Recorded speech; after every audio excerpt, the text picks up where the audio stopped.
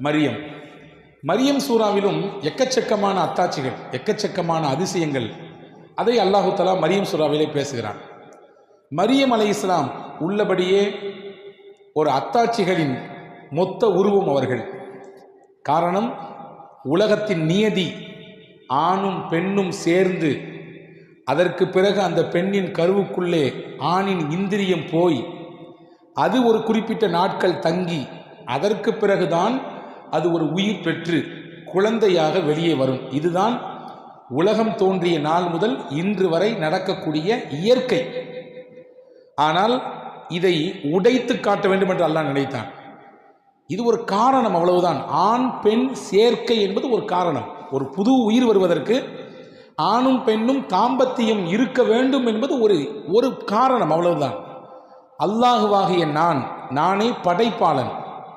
படைக்குதல் என்பது அல்லாஹ்விற்கு மட்டும்தான் இருக்கிறது, வேற யாருக்கும் கிடையாது. மேனுஃபேக்சரிங் சொல்றோம் இல்லையா, உயிர்களை மேனுஃபேக்சர் பண்றது அல்லாஹ்வால் மட்டும்தான் முடியும். எனக்கு தெரியும், என்னால் முடியும், இந்த ஆண் துணை இல்லாமலும் என்னால் கொண்டு வர முடியும் ஒரு உயிரை என்று அல்லாஹ் கொண்டு வந்தான். அதற்கு அல்லாஹ் தேர்வு செய்ததுதான் ஹஜரத் சையதத்துனா மரியம் அலைஹிஸ்ஸலாம். ஜாஃபர் ரலியல்லாஹு ஒரு சஹாபி இருந்தாங்க. மக்காவிலிருந்து கொடுமைகள் தாங்க முடியாத கட்டத்திலே நம்ம எல்லாம் நினச்சிருக்கோம், மக்காவிலிருந்து மதினாவுக்கு ஹிஜ்ரத் போனாங்க சஹாபாக்கள் அப்படி சொல்லி. இன்னைக்கு ஹிஜ்ரி ஆண்டுன்னு சொல்லி நம்ம கணக்கிடுறோம் இல்லையா, 1445வது ஆண்டில் இருக்கிறோம். இது எதில் இருந்து தொடங்குது அப்படின்னா, ரசூலுல்லாவும் சஹாபாக்களும் மக்காவிலிருந்து மதினாவுக்கு போன ஹிஜ்ரத்திலிருந்து துவங்குது. உண்மையில் அந்த மக்கா டு மதினா மட்டும்தான் ஹிஜ்ரத்தா என்றால் கிடையாது. இஸ்லாமிய வரலாற்றிலே முதல் ஹிஜ்ரத் எங்கே நடந்தது என்றால் மக்காவிலிருந்து அபிசீனியா நாட்டுக்கு போனாங்க. இன்னைக்கு எத்தியோப்பியா அந்த நாட்டுக்கு பேர். இன்றைய எத்தியோப்பியா, அன்றைய அபிசீனியா, ஹபஷா அப்படின்னு சொல்லுவாங்க. அந்த நாட்டுக்கு தான் முதல் ஹிஜ்ரத் பயணம் செய்தார்கள் சஹாபாக்கள். அந்த ஹிஜ்ரத் பயணத்தினுடைய தலைவர் யார் என்றால் ஜாஃபர் பின் அபி தாலிப். ரொம்ப பெரிய சிறப்புகள், ரொம்ப பெரிய ஒரு மேன்மையான சஹாபி இவர்கள். இவர்களுடைய வரலாற்றை பற்றி தனியாக பேசணும், அவ்வளோ பெரிய விஷயங்கள் இருக்கிறது. குறுகிய காலத்தில் அல்லாஹ் சில நபர்களுக்கு மட்டும்தான் அந்த வாய்ப்பு தருவான். கொஞ்ச காலம்தான் இருப்பாங்க, ஆனால் அவங்களால செஞ்ச சாதனைகள், அவர்களுடைய வேலை, அவர்களுடைய ஆற்றல், அவர்களுடைய ஆளுமை திறன், இதெல்லாம் வெளிப்பட்டிருக்கும், எக்கச்சக்கமாக வெளிப்பட்டிருக்கும் குறுகிய காலகட்டத்தில். அந்த மாதிரி மொத்தமே ஜாஃபர் ரலியல்லாஹு 41 வருஷம் தான் வாழ்ந்தாங்க. ரொம்ப பெரிய சிறப்புக்கு சொந்தக்காரர். கடைசியில் அல்லாஹ்வுடைய பாதையில் ஷஹீதானார்கள். ஹைர். ஜாஃபர் ரலியல்லாஹு எத்தியோப்பியா நாட்டுக்கு போயிருக்காங்க ஹிஜ்ரத் செஞ்சு. இதுக்கு பின்னாடியே துரத்திக்கிட்டு வர்றாங்க. யார் அப்படின்னா, மக்காவினுடைய குஃபார்கள், எதிரிகள் 2 பேரை அனுப்பி எப்படியாவது இந்த போனவங்களை கையும் களவுமா பிடிச்சிட்டு வந்துடணும். அவங்க அங்கேயும் நிம்மதியாக இருக்கக்கூடாது, நம்மகிட்ட தான் இருக்கணும், நம்ம தான் போட்டு அவங்கள போட்டு படாத பாடுபடுத்தணும் அப்படின்ற எண்ணத்தில் அனுப்பி வைக்கிறாங்க 2 பேர்த்தையும். அல்லாஹு தஆலா அதற்கு பிறகு அந்த 2 பேர்த்துக்கும் ஒரு கட்டத்தில் இஸ்லாத்தை ஏற்றுக்கொள்ளக்கூடிய வாய்ப்பை தந்தான். நான் இப்போ செய்தியை சொல்ல வர்றேன். இந்த 2 பேரும் போய் நிறைய கிஃப்டெல்லாம் கொண்டு போயிட்டு அந்த மன்னருக்கு கொடுத்துட்டு, எங்கள் ஊர்லேருந்து உங்கள் ஊருக்கு ஒரு கூட்டம் வந்திருக்குது, அவங்கள சும்மா விடாதீங்க, எங்களோட அனுப்பிடுங்க, இங்கே இருந்தாங்கன்னா உங்களையும் கெடுத்துருவாங்க, நீங்கள் பின்பற்றக்கூடிய விஷயத்தையும் அவங்க குட்டிச்சவர் ஆக்கிடுவாங்க, எங்களோட அனுப்பி வச்சிருங்கன்னு சொல்லி இந்த 2 பேரும் அப்படி காதில் போய் ஊதுனாங்க. அந்த மன்னர் விவரமானவர். அந்த மன்னருக்கு பெயர் நஜ்ஜாஷி. சும்மாலாம் அனுப்ப முடியாது, கூப்பிட்டு என்ன ஏதுன்னு விவரம் கேட்டுட்டு தான் அனுப்புவேன். அங்கிட்டு இங்கிட்டும் கேட்குறத வச்சு நம்ம பேச முடியாது, முடிவெடுக்க முடியாது. அது ஒரு சிறந்த ஆளுமை திறன் மிக்கவர் செய்யக்கூடிய வேலை அல்ல. ஒரு பிரச்சனை என்றால் இங்கே 4 செய்தி வரும், அங்கிட்டு 4 செய்தி வரும், அப்படியே கேட்டுட்டு முடிவெடுத்துடக்கூடாது. அலசி ஆராய்ந்து இதன் உண்மைத்தன்மை என்ன என்பதை கண்டறிந்ததற்கு பிறகுதான் முடிவுக்கு வர வேண்டும். இதை அந்த மன்னர் தெளிவாக விளங்கியிருந்தார். உங்கள் சொல்லலாம் கேட்டுட்டு அனுப்ப முடியாது. நிறைய கிஃப்ட் கொடுத்துட்டீங்கன்னா, நிறைய கொண்டு வந்து அன்பளிப்பு தந்துட்டீங்கன்னா உங்களை மயங்கிடுவே நினச்சிட்டீங்களா, முடியாது. அவரை கூப்பிட்டு விசாரிப்பேன். கூப்பிட்டாரு. ஜாஃபர் ரலியல்லாஹு போனாங்க. விவரம் என்னப்பா சொல்லுன்னாங்க. ஒரு பெரிய உரை, ஒரு சிறப்பான உரை, இஸ்லாமிய வரலாற்றில் ஆற்றப்பட்ட மிக அற்புதமான முறை. நீங்கள் வேண்டுமானால் கூகுளிலே போய் சர்ச் பண்ணும் பொழுது ஜாஃபர் ரலியல்லாஹு பேசின உரை என்று போடுங்கள். அதில் ஆங்கிலத்திலும் வருகிறது, அரபியிலும் வருகிறது, நிறைய மொழிகளில் அது உங்களுக்கு கிடைக்கும். அது இன்ஷா அல்லாஹ். நான் சுருக்கத்தை சொல்கிறேன். அந்த உரையிலே அப்படியே நஜ்ஜாஷி மன்னர் சொக்கி போய்விட்டார்.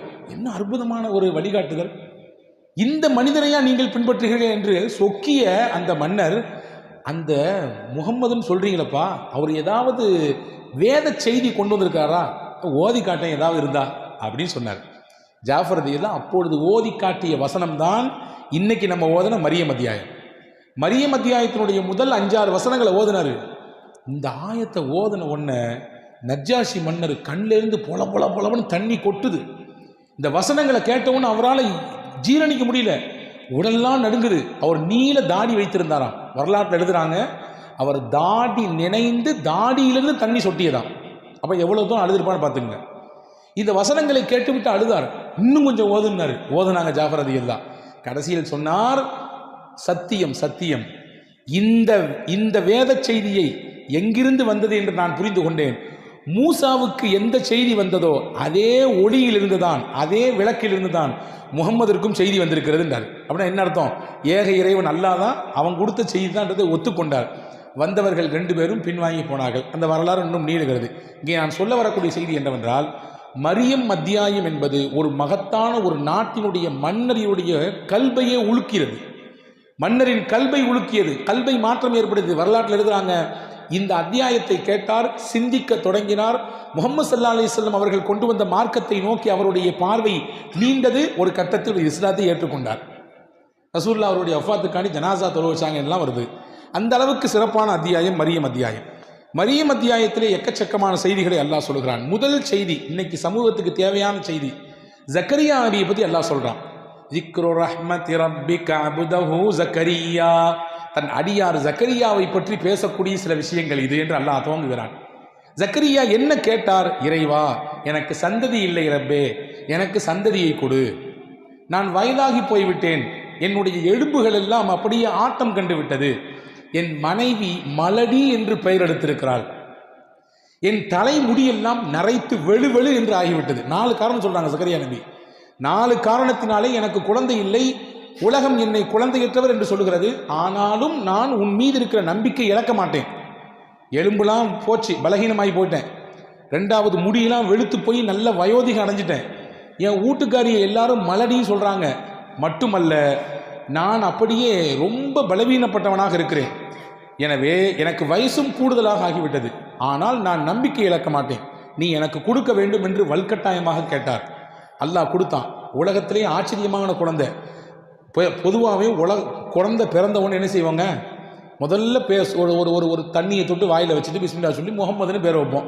அதுக்கடுத்து ஒரு குறிப்பிட்ட நாளை ஒதுக்கி அந்த பிள்ளைக்கு ஒரு பேரை சூஸ் பண்ணி அதுக்கடுத்து அந்த பிள்ளைக்கு பேர் வைக்கிற விழான்னு சொல்லி ஒரு வைப்போம். அப்படி தானே? உலகத்துக்கு வந்த பின்னாடி தான் பேர். ஆனால் அல்லாஹுவினால் பெயர் வைத்து தரப்பட்ட ஒரு நபர் உண்டு என்றால் அது ஜக்கரியா அலைஹிஸ்ஸலாமுக்கு பிறந்த புள்ள தான். யஹ்யா அப்படின்னு அல்லாஹ்வே பேர் வச்சு கொடுத்தான். இதுவரை உலகத்தில் யாருமே இந்த பேர் வைக்கல, உங்கள் பிள்ளைக்கு நானே வச்சு கொடுக்குறேன்னு அல்லாஹ் சொன்னான். ஜக்கரியா அலைஹிஸ்ஸலாமுக்கு அல்லாஹ் குழந்தை கொடுத்த செய்தியை முதல் செய்தியாக அல்லாஹ் பதிவு செய்கிறான். இங்கே நமக்கான செய்தி, இன்று நம்மிலே பல தம்பதிகள் ஒரு சில ஆண்டுகள் கழிந்ததற்கு பிறகு குழந்தை இல்லை, நமக்கு சந்ததிகள் இல்லை என்பதனாலே நிராசையாகி விடுகிறார்கள். நிராசையாகவே கூடாது. அல்லாஹ் எத்தனை பேருக்கு கொடுத்துருக்கான் தெரியுங்களா? அந்த மாதிரி இப்ராஹிம் அலைஹிஸ்ஸலாமுக்கு இஸ்மாயில் அலைஹிஸ்ஸலாம் எப்பொழுது பிறந்தார்கள்? அவர்களின் வயோதிக காலத்திலே பிறந்தார்கள். ஜக்கரியா அலைஹிஸ்ஸலாம் இந்த வரலாற்றிலே வருகிறது, முடியெல்லாம் வெளுப்பாகிவிட்டது, உடம்பெல்லாம் பலவீனப்பட்டு போய்விட்டது, பெரியவர் என்கின்ற பெயரை எடுத்து விட்டார். அந்த காலகட்டத்திலே நம்பிக்கை இழக்காமல் தொடர்ச்சியாக கேட்டதினாலே அல்லாஹ் அவர்களுக்கு குழந்தையை வழங்கினான். எனவே குழந்தையை எதிர்பார்க்கக்கூடியவர்கள் அல்லாஹ்விடத்தில் நம்பிக்கை இழக்கக்கூடாது, தொடர்ச்சியாக ரப்பிடத்தில் கேட்டுக்கொண்டே இருக்க வேண்டும். அதே போன்று அல்லாஹ் நமக்கு என்ன குழந்தையை தருகிறானோ அதை ஏற்றுக்கொள்ள வேண்டும். சில பேர் நினைப்போம் பொம்பளை பிள்ளை வேணும்னு, ஆனால் ஆம்பளை பிள்ளையா அவங்களுக்கு பிறக்கும். சில பேர் நினைப்பாங்க ஆண் குழந்தை வேண்டும் என்று, பெண் பிள்ளையாக வரிசையாக பிறக்கும். சில நபர்களுக்கு அல்லாஹ் 2ஐயும் கலந்து கொடுப்பான், ஆணும் பெண்ணு கலந்து கொடுப்பான். எது கொடுத்தாலும் ஏற்றுக்கணும். ஏன்னா தர்றது ரப்பு, தராதவங்களுக்கு தான், இல்லாதவங்களுக்கு தான் அதனுடைய வலியும் வேதனையும் கஷ்டமும் தெரியும். அல்லாஹ் நமக்கு தந்திருக்கான், கொடுத்ததை ஏற்றுக்கணும். ஆயிஷா அம்மாவுடைய வரலாற்றில் ஒரு செய்தி வருது. அந்த காலத்தில் மக்கள் குழந்தை பிறந்த உடனே என்ன பிள்ளை இல்லை பிள்ளை கேட்பாங்களாம். இப்போ கேட்குறோம்ல, அதே மாதிரி கேட்பாங்களாமா. அதற்கு ஆயிஷா அம்மா சொல்லுவாங்கன்னா, என்ன பிள்ளைன்னு கேட்குறத முதல்ல விடுங்க. ஆண் பிள்ளை பெண் பிள்ளை எல்லாம் அல்லாஹ் தர்றது, நல்ல பிள்ளையா இருக்கான்னு பாருங்க. முதல்ல வந்திருக்கக்கூடிய பிள்ளை கைகால் சலாமத்தா இருக்குதா, உள் உறுப்புகள்லாம் செயல்பட்டு இருக்குதா, எந்த பிரச்சனையும் இல்லாம புள்ள இருக்குதா, அல்ஹம்துலில்லாஹ் சொல்லுங்க அல்லாஹ்க்கு. அது என்ன பிள்ளையா இருந்தா என்ன, ஆண் பிள்ளையாக இருந்தாலும் பெண் பிள்ளையாக இருந்தாலும் எல்லாம் தர்றது அல்லாஹ் அல்ல. நீங்க ஏன் என்ன பிள்ளை என்று இப்படி பதறுகிறீர்கள் என்று ஹஜ்ரத் ஆயிஷா அம்மா சொன்னதாக செய்தி இருக்கிறது. அப்ப பிள்ளையை வேண்டுபவர்கள் அல்லாஹ்விடத்திலே தொடர் பிரார்த்தனை செய்ய வேண்டும். கிடைத்தது எதுவானாலும் அதை ஏற்றுக்கொள்ள வேண்டும் என்ற செய்தியை அல்லாஹ் சொல்கிறான். அடுத்து ஒரு செய்தி, அடுத்து இந்த மரியம் சூரா சொல்லக்கூடிய முக்கியமான விஷயம் என்ன தெரியுமா? மரியம் அலைஹிஸ்ஸலாமுடைய தாயார் செய்த துவாவை அல்லாஹ் அங்கீகரித்தான். பொதுவாகவேங்க அத்தாவும் அம்மாவும் பிள்ளைகளுக்கு என்ன துவா செய்கிறோமோ அதை அப்படி பழிச்சிடும். எனவே நல்ல துவாக்கள் செய்யணும். ராசா நீ நல்ல புள்ள, நீ உயர்ந்த புள்ள, அல்லாஹ் உன்னை இப்படி இப்படிலாம் ஆக்குவான், நீ பெரிய பெரிய ஆளாகணும் அப்படின்னு சொல்லி துவா செய்யணும். நீ உருப்புறியா? நீ உருப்புற மாதிரியே தெரியுது உன் முகத்தை பார்த்தா, நீலாம் உருப்ப மாட்டேயா, நீ இப்படி தான் அம்பா போயிடுவேன் அப்படின்னு சொல்லி ஒரு விதமாக அவனை தாழ்வு மனப்பான்மைக்கு ஏற்படுத்தக்கூடிய ரீதியில் பேசவே கூடாது. இன்னைக்கு பாருங்க, இன்னைக்கு உலகமே ஒருவருடைய குரலுக்கு மயங்கி சொக்கி இருக்கிறது. யாருடைய குரல் சொல்லுங்க பாப்போம். திருக்குரான் ஓதினால் அப்படியே அவருடைய குரலிலே லயித்து போகிறோம். மக்காவினுடைய தலைமை இமாம் ஷேக் அப்துல் ரஹ்மான் அஸ்-சுதைஸ் இன்னைக்கு கூட மக்கால இன்னைக்கு கரண்ட்ல தொழு வச்சுட்டு இருக்காரு தராவி. மிகப்பெரிய இமாம். அவர் இமாம் மட்டுமல்ல, சவுதி அரேபியாவுடைய ஒரு முக்கியமான அமைச்சர். அவர் அமைச்சர். ஹரமினுடைய எக்ஸ்டென்ஷன் இருக்கு இல்லையா, ஹரம் விரிவாக்கம் பண்ணுறாங்க, அந்த விரிவாக்க பணியினுடைய குழுவின் தலைவர் அவர். நான் எதுக்கு சொல்ல வர செய்தியை சொல்கிறேன் கேளுங்க. அவர் ஒரு நாள் மக்காவிலே பயான் பேசுகிறார், மக்களுக்கு மத்தியிலே உரையாற்றி கொண்டிருக்கிறார். அப்போ ஒரு கதை சொல்கிறார். என்ன கதை அப்படின்னா, ஒரு ஊரில் ஒரு பையன் இருந்தான், சின்ன பையன். சின்ன பிள்ளைன்னா எப்போதுமே சேட்டை பண்ணுவோம், அதே மாதிரி அவனும் சேட்டை நிறைய பண்ணுவான். ஒரு நாள் அவங்க வீட்டுக்கு ஒரு விருந்தாளிகள் கூட்டம் வந்துச்சு. விருந்தாளிகள் வந்த உடனே அம்மா என்ன செஞ்சாங்க, நல்ல விதவிதமான சாப்பாடுலாம் சமைச்சு கொண்டு போய் பரிமாறணுன்ற எண்ணத்தில் வேக வேகமாக அடுக்கலையிலேருந்து சாப்பாடு சமைச்சிட்டு இருக்காங்க. இந்த பையன் விளையாண்டுக்கிட்டே ஓடி போய் வெளியேந்து வந்தான். நிறைய கை நிறைய மண். அந்த மண்ணை கொண்டு வந்து என்ன செஞ்சான், சாப்பாடு செஞ்சு வச்சிருக்கக்கூடிய அந்த புது சாப்பாட்டில் தூக்கி போட்டான். போட்டு அதை கலக்கி விட்டான். மண்ணை தூக்கி சாப்பாட்டில் போட்டு கலக்கியாச்சு. இப்போ அவள் அம்மா எவ்வளோ கோவம், நம்மளால தான் என்ன சொல்லியிருப்பான், அவ்வளோதான், அது நடக்கிறதே வேற. அவள் அம்மா சொல்லிச்சான், அல்லாஹ் உன்னை மக்காவினுடைய ஹரமுக்கு இமாமாக ஆக்கட்டும் அப்படின்னு சொல்லிச்சான். ஓடி அப்படி ஹரமுடைய இமாமா உன்னை ஆக்கட்டும், ஓடுறா அப்படின்னு. இந்த செய்தியை சொல்லிட்டு இமாம் அப்படியே தேம்பி தேம்பி அழுகுறாங்க. யாரு? சுதைஸ் இமாம். அன்பர்களே, நான் உங்களுக்கு ஒரு கதை சொன்னேன். அந்த கதையிலே வந்த சிறுவன் மண்ணை அள்ளி சாப்பாட்டில் போட்டானே, அந்த சிறுவன் வேறு யாரும் இல்லை, நான் தான் என்றான். நான் தான் தூக்கி போட்டேன். எங்கள் அம்மா தான் சொன்னாங்க, நீ மக்காவுடைய ஹரமினுடைய இமாமா உண்டு. அல்லாஹ் அந்த துவாவை அல்லாஹ் கபூலாக்கி விட்டான். இன்னைக்கு நான் ஹரம் ஷரீஃபினுடைய இமாமாக இருக்கிறேன் என்று சொன்ன செய்தி சமீபத்தில் நிறைய வாட்ஸ்அப் குழுக்கெல்லாம் இது பரவச்சு. நான் பார்த்துருப்பீங்க, படிச்சிருப்பீங்க. அன்பர்களே, பெற்றோர்கள் கேட்கக்கூடிய துவா அது வாழ்க்கையில் பலிக்கும். என்ன வேணாலும் சரி, நல்லதானாலும் சரி, கெட்டதானாலும் சரி, படிச்சிடும். ஜாருல்லாஹி ஜமக்ஷரின்னு ஒரு பெரிய இமாம் இருந்தாங்க. அவருக்கு பேரு ஜமக்ஷரி, ஆனால் அவருக்கு பட்ட பேர் என்ன தெரியுமா? ஜாருல்லா. ஜாருல்லானா அல்லாவுக்கு பக்கத்து வீட்டுக்காரன்னு அர்த்தம். நமக்கு பக்கத்து வீட்டுக்காரர் ஒருத்தர் இருக்கலாம், அல்லாவுக்கு பக்கத்து வீட்டுக்காரர் இருக்க முடியும். அவருக்கு பேரே அதுதாங்க, பட்ட பேர் அதுதான். ஏன்னா எப்போ பார்த்தாலும் காபாலே கிடப்பார், ஹரமை விட்டு வெளியே வர மாட்டார். இப்போ மக்கள் என்ன சொல்ல ஆரம்பிச்சிட்டாங்க, நீங்கள் என்னங்க அல்லாவுக்கு பக்கத்து வீட்டுக்காரரு அப்படின்னு சொல்ல ஆரம்பிச்சிட்டாங்க. அந்த அளவுக்கு பிரபலமானார், பெரிய மார்க்க மேதை அவர். ஆனால் அவருக்கு ஒரு கால் ஊனம், நொண்டி. அவர் நம்முடைய பாஷையில் சொன்னான். பாடம் நடத்திட்டு இருக்கா ஒரு நாள் மாணவர்களுக்கு. மாணவர்கள் ஒரு நாள் சந்தேகம் கேட்டார்கள், பெரிய மாமேதையாக இருக்கிறீங்க, உங்களுக்கு இந்த கால் எப்படி ஊனமாச்சு, எப்படி நீங்கள் இப்படி ஆயினீங்கன்னு சொல்லி கேட்டாங்க. அவர் சொன்னார், நான் சின்ன பிள்ளையாக இருக்கும்போது, சின்ன பிள்ளை என்றாலே விளையாட்டு பிள்ளை தானே, விளையாட்டு பருவம் தானே, அது குறை சொல்ல முடியாது. நீங்களும் நானும் அப்படி அதை கடந்து தான் வந்திருக்கிறோம். யாரும் அப்படி ரொம்ப பத்தினியும் அப்படி 100% நல்ல பிள்ளையெல்லாம் இருந்து வரல. எல்லாரும் சேட்டை என்னென்ன உண்டோ எல்லாத்தையும் பண்ணிட்டு தான் வந்திருப்பேன் இப்போ, இல்லையா? நான் சின்ன பிள்ளை, நல்லா விளையாடுவேன். எங்கள் வீட்டில் ஒரு குருவி வளர்த்துட்டு இருந்தேன். அவர் சொல்கிறார், ஒரு குருவி வளர்த்துட்டு இருந்தேன். அந்த குருவியை ஒரு நாள் கெட்டிட்டு அவுத்து விடலான்னு சொல்லி வேகமாக அந்த கைத்தை பிடிச்சி இழுத்த பார்த்தீங்களா, அந்த குருவியினுடைய கால் உடஞ்சி போச்சு. வேகமாக குருவி எம்பிடு போட்டு இவ்வளோ தான் இருக்கும், அது கால் இம்பிடுக்கான தான் இருக்கும். நான் இழுத்ததில் வேகத்தில் அந்த குருவியினுடைய கால் உடஞ்சி போச்சு. எங்கள் அம்மா பதறி துடித்து வந்து அந்த அந்த காட்சியை பார்த்துட்டு சொல்லிச்சு,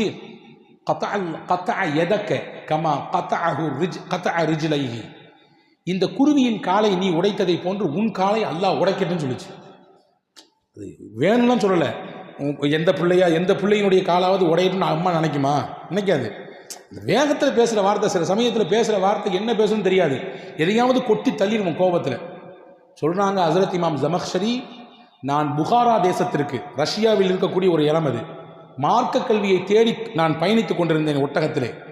திடீரென்று ஒட்டகம் மிரண்டது, கீழே விழுந்து விட்டேன். விழுந்தவுடன் உடைந்த கால் தான், அதற்கடுத்து என்னால் ஒட்ட வைக்கவே முடியல. அப்படியே ஊனமாக தான் இன்னைக்கு வரை இருக்கேன் நான். எங்கள் அம்மா செஞ்ச துவா அப்படியே படிச்சிருச்சு. நல்ல துவா செய்ய வேண்டும் பிள்ளைகளுக்கு. மரியம் அலைஹிஸ்ஸலாமின் தாயார் துவா செய்தார், நல்ல துவா செய்தார். என்ன துவா செஞ்சாங்க தெரியுமா? இன்னி உஈதுஹா பிக வ ذُرِّيَّتَهَا மினஷ் ஷைத்தானிர் ரஜீம். யா அல்லாஹ், எனக்கு ஒரு பிள்ளையை கொடு, அந்த பிள்ளையை நீ ஷைத்தானிலிருந்து பாதுகாத்துரு. அந்த பிள்ளையை மட்டும் பாதுகாத்தா போதாது, அந்த பிள்ளைக்கு கொடுக்கக்கூடிய பிள்ளையும் ஷைத்தானிலிருந்து பாதுகாக்கணும். இந்த துவா அப்படியே அல்லாஹ் கபூல் செஞ்சாங்க. உலகத்தில் இன்னைக்கு வரைய நீங்கள் ரிசர்ச்சு, உலகத்தில் எந்த பாகத்தில் குழந்தை பிறந்தாலும் வெளியே வந்த உடனே என்னங்க செய்யும்? கீச்சுன்னு ஒரு சத்தம் போடும், அழுகும். அழுதாதான் புள்ள ஆரோக்கியமாக இருக்குன்னு அர்த்தம். பிறந்த உடனே என்ன கேட்குறாங்க? புள்ள அழுதுச்சா? அழுதுச்சு. பாத்ரூம் போச்சா? போச்சு. யூரின் போச்சா? போச்சு. நல்லா இருக்கு, நல்லா இருக்கு, கொண்டு போங்க. அழலைன்னா ஏதோ பிரச்சனை இருக்குன்னு அர்த்தம். உலகத்தில் அழாத பிறந்த குழந்தை 2 குழந்தை தான். ஒன்று மரியம், இன்னொன்று ஈசா. அவங்களுக்கு பிறந்த ஈசா. அழவே இல்லை. ஏன் அழுகுது? நம்ம கேட்டால் சொல்லுவோம், டாக்டர்ஸை கேட்டால் சொல்லுவாங்க, வயிற்றுல சூடாக இருந்துச்சுல்ல, உலகத்துக்கு வந்தவொடனே இந்த காற்று பட்டவன் அழுகுதுன்னு. ரசூல்லாண்ட கேட்டால் சொல்லுவாங்க, அப்படி கிடையாது. வெளியே வந்தவொடனே ஷைத்தான் ஒரு குத்துவான், அவன் குத்த தாங்க முடியாமல் தான் பிள்ளைகள்லாம் அழுகுது. ரசூல்லா சொல்கிறாங்க. எல்லாரும் இந்த குத்து வாங்கியிருக்கோம். ஆனால் குத்து வாங்காத 2 பேர் யாருன்னா மரியமும் ஈசாவும். ஏன் அவன் குத்தலை, நெருங்கலை? அவங்க அம்மா செஞ்ச துவா. அவங்க அம்மா சொன்னாங்க, இன்னி ஒய்துஹா பிக்கவ துர்ரியதா ஷைத்தானி ரஜீம், ஷைத்தானுடைய எந்த தீண்டும் என் பிள்ளைக்கும் அந்த பிள்ளைக்கும் இருக்கக்கூடாதுன்னு சொன்னாங்க. அப்படியே எல்லாம் ஆக்கிட்டானே.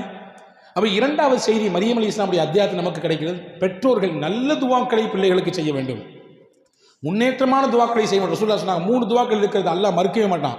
அந்த 3ல் ஒன்று துஆ உல் வாலிதி அலா வலதிஹி, தன் பிள்ளைக்கு பெற்றோர் கேட்கக்கூடிய துவா என்றார்கள்.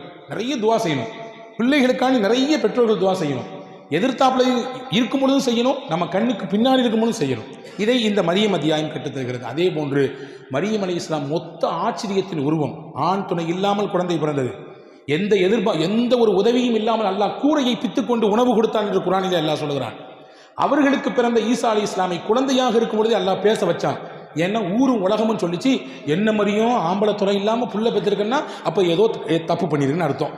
கல்யாணம் முடியல, உனக்கு இன்னும் முறைப்படி கல்யாணம் ஆகலை, எந்த ஆணோடு நீ சேரலை, உன் வயிற்றுல எப்படி கரு வந்துச்சு, எப்படி குழந்தைய பெற்ற, ஊருக்கு ஒன்று சொல்லவா வேணும், ஒரு தீப்பொறி கிடச்சா போதும், அதை அப்படி பேனை என்னமோ ஆக்குவாங்கன்னு சொல்லுவாங்கல்ல, ஈரை பேனாக்கி பேனை, அந்த மாதிரி செய்கிற வேலையெல்லாம் செஞ்சிடும் இல்லையா ஊர் உலகமும். பேசுனாங்க, அப்படி பேச்சு, உங்கள் அம்மா எப்படிப்பட்டாலும், உங்கள் அப்பா எப்படிப்பட்டாலும், நீ யாருடைய சகோதரி, ஹாரூனுக்கு சகோதரி, இப்படி போய் பண்ணிட்டிய மரியம் அப்படின்னு சொல்லி பேசினாங்க. மரியம் அலைஹிஸ்ஸலாம் பதிலே பேசலை, வாயவே திறக்கலை. அல்லாஹ் சொன்னால் பிள்ளையை பார்த்து கை நீட்டி சொன்னான், அந்த குழந்தையை பார்த்து சொன்னாங்க, இது பேசுன்னு சொன்னாங்க, சைக்கினை செய்தார்கள்.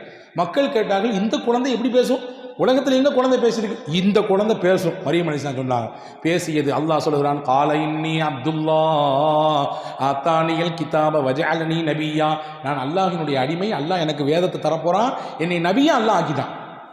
அரண்டு போயிட்டாங்கல்ல மக்கள்லாம். அப்போ அல்லாஹ் கொடுத்த பெரிய அதிசயம் அத்தாட்சி. இப்படி எக்கச்சக்கமான அத்தாட்சிகளை, அதிசயங்களை மரியம் என்கின்ற அத்தியாயத்தின் மூலமாக அல்லாஹ் சொல்கிறான். இப்படிப்பட்ட பத்தினி பெண்களாக, மிகச்சிறந்த இபாதத் மிக்கவர்களாக, முன்மாதிரியான பெண்களாக நம்முடைய வீட்டு பெண்களும் ஆக வேண்டும். அதை தான் குர்ஆன் சொல்கிறது. மூமினான பெண்களுக்கு முன்னுதாரணம் யார்? 2 பெண்களை அல்லாஹ் சொல்கிறான். ஒன்று ஃபிரௌனின் மனைவி ஆசியா, இன்னொன்று இம்ரானின் மகள் மரியம் அலைஹிஸ்ஸலாம்.